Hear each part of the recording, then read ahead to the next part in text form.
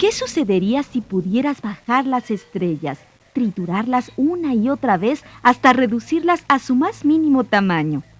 ¿Cuál sería la dimensión más pequeña que podrían alcanzar esos enormes cuerpos luminosos? ¿Te lo puedes imaginar?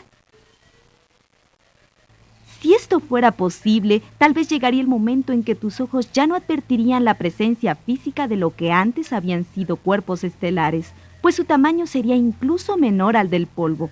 Pero no podrías desintegrar la materia. Simplemente la habrías reducido a su unidad más pequeña, imperceptible a simple vista. Esa unidad mínima de materia recibe el nombre de átomo.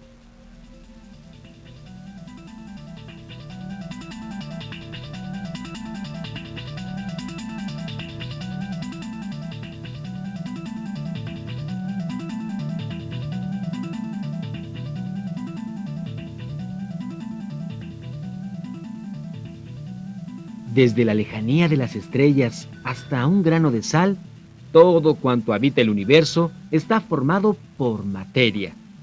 Todo aquello que ocupa un lugar en el espacio es materia. El aire, Es materia. las rocas, Son materia. el agua, Es materia.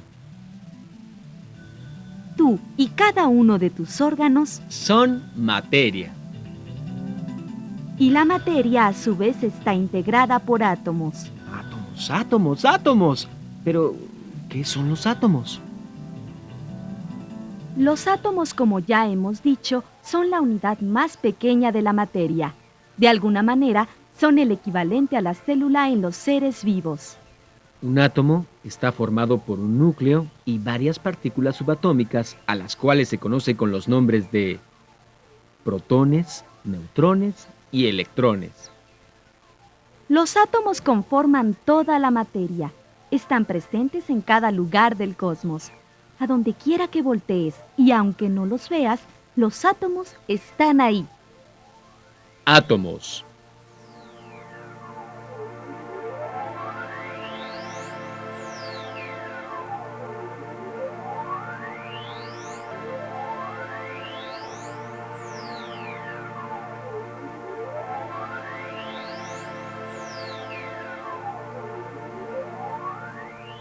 Hace muchos siglos, los filósofos griegos Leucipo y Demócrito llegaron a la conclusión de que un objeto no podía ser dividido indefinidamente hasta desaparecer. Para ellos, esta división debía tener un límite. Se llegaba a ese límite cuando el fragmento de la materia era tan pequeño que resultaba imposible dividirlo más. Decidieron nombrar a dicho fragmento como átomo, palabra que en griego significa indivisible.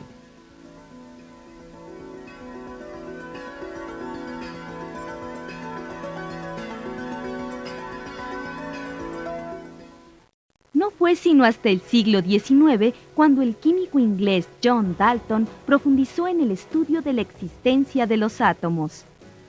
Dalton realizó numerosas investigaciones sobre las reacciones que se dan entre diferentes compuestos. Su trabajo lo condujo a esbozar un modelo del átomo. Como todo modelo, era una representación de la estructura que, de acuerdo con Dalton, podía tener el átomo. El científico inglés no había advertido la presencia de las partículas subatómicas denominadas electrones, protones y neutrones. Su modelo solo contemplaba la existencia de un núcleo. Para Dalton, el átomo era simplemente una esfera.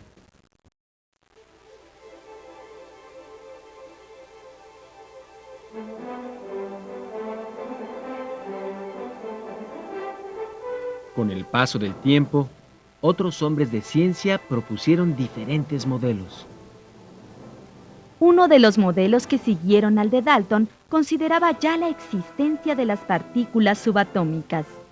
De acuerdo con este esquema, los protones y los neutrones formaban el núcleo, y alrededor de él giraban los electrones en órbitas circulares. Este modelo concebía al átomo como una suerte de sistema planetario, donde los electrones seguían trayectorias regulares y perfectamente bien trazadas.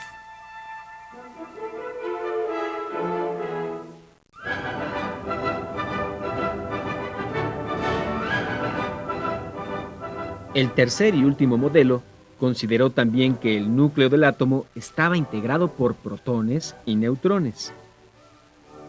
Sin embargo, y a diferencia del modelo anterior, evidenció que los electrones no se movían en órbitas bien definidas. Por el contrario, sus desplazamientos eran azarosos, desordenados. Este modelo reveló finalmente la estructura y el comportamiento real de los átomos.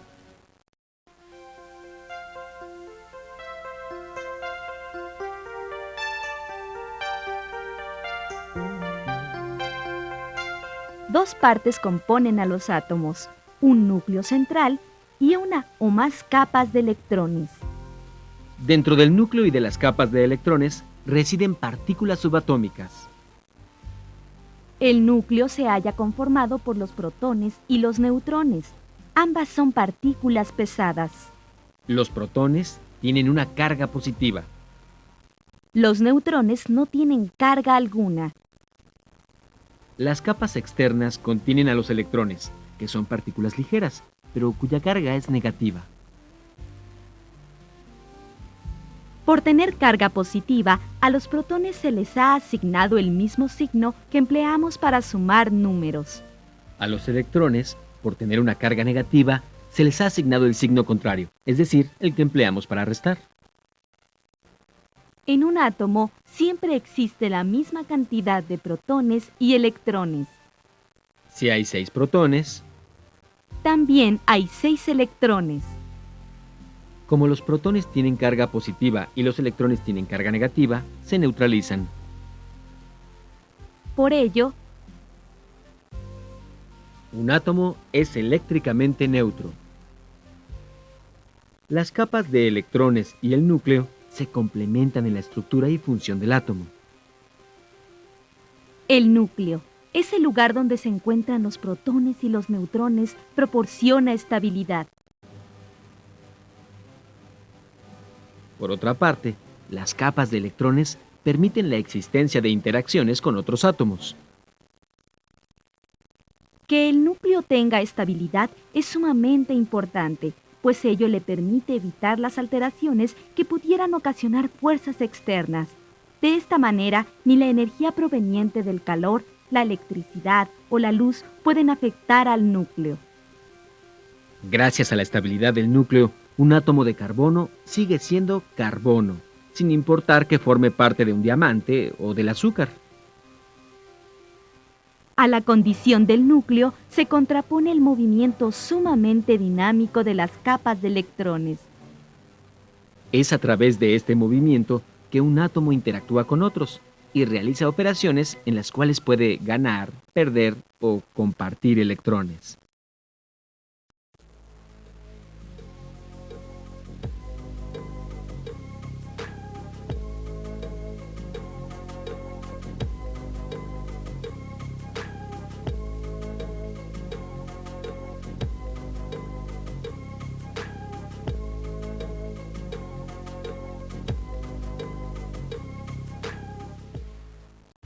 Ya dijimos que los átomos integran a la materia, que toda la materia está integrada por átomos. Pero también los átomos conforman un tipo de materia especial denominada elemento. Sí, ya sabemos que te estás empezando a confundir. Espera un momento. Vamos en camino de desenredar esta madeja. El átomo conforma a la materia, es la unidad mínima de la materia. La materia es cuanto ocupa un lugar en el espacio y el elemento, por supuesto, es algo diferente. Decir que es diferente no basta. Explícalo bien. Bueno, por principio de cuentas, un elemento es una sustancia que no está combinada con otras y que no se puede dividir en sustancias más simples. En otras palabras, el elemento es una sustancia pura, es decir, que no está combinada con ninguna otra. Así es. Existen 103 elementos, de los cuales 89 se encuentran en la naturaleza y 12 han sido elaborados por los científicos en el laboratorio. Vaya, vaya, vaya. ¿Y cómo le hacen para distinguir un elemento de otro? Mira, cada uno de estos elementos tiene un átomo especial, único, que no se parece en nada al de los demás elementos. Este átomo único podría compararse con las huellas digitales. Ajá. No existe en todo el mundo quien tenga las mismas huellas digitales que otra persona. Así, no existen entre los elementos dos que tengan el mismo átomo. Ujú. Cada átomo corresponde a un elemento determinado. Muy bien. Lo que todavía no me queda claro es cómo se distinguen los átomos de cada uno de los elementos. ¿Qué hace a los átomos de cada elemento únicos? Bueno, la diferencia radica en la cantidad de protones y electrones que tienen. No pueden existir elementos con el mismo número de protones y electrones. Por ejemplo, el hidrógeno, y solo el hidrógeno. Ningún elemento más que el átomo de hidrógeno puede tener un protón y un electrón. Puede haber otros elementos que tengan 2 protones y 2 electrones, o 3 o 4, pero ningún otro elemento tiene solamente un protón y un electrón. Esa es una propiedad exclusiva del hidrógeno. Muy bien, muy bien. Dime, yo estaba viendo, por ejemplo, que el átomo de carbono tiene 6 protones y 6 electrones. Si tuviera 7, ¿ya no sería carbono y sería nitrógeno? Exactamente. Aquí es importante recordar que un átomo siempre tiene la misma cantidad de protones y electrones. Entonces déjame ver si entendí. Un elemento está constituido por un átomo y ese átomo es exclusivo para ese elemento. Los átomos de los elementos se distinguen por el número de protones y electrones que tienen.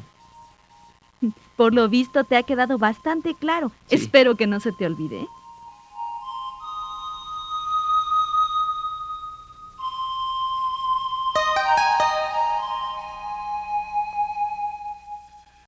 Para distinguir a los elementos, los científicos les han asignado símbolos, los cuales pueden ser una sola letra mayúscula o una letra mayúscula y una minúscula. Así, por ejemplo, el símbolo del oxígeno es una O, el del hidrógeno una H, el del cobre una C mayúscula y una U minúscula, mientras el de la plata es una A mayúscula y una G minúscula. Existe una clase especial de elementos que interesan particularmente a la biología, pues son los encargados de conformar a los seres vivos. A estos elementos se les llama bioelementos o elementos biogenésicos. En promedio, son 27 los bioelementos que existen en los seres vivos. Esto quiere decir que de los 103 elementos presentes en la naturaleza, solo 27 son bioelementos. Y de estos 27, algunos tienen una presencia predominante.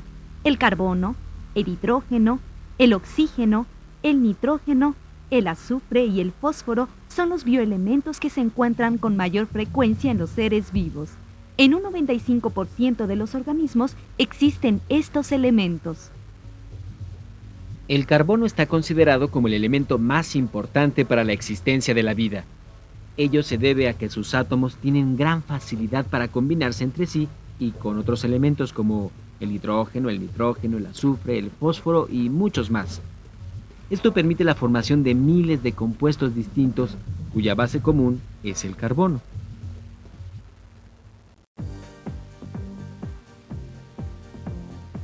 Átomo, materia, elemento. Átomo, Unidad mínima de la materia. materia, Todo lo que ocupa un lugar en el espacio. elemento, Sustancia pura que no está combinada con otras y que tampoco se puede dividir en otras más simples.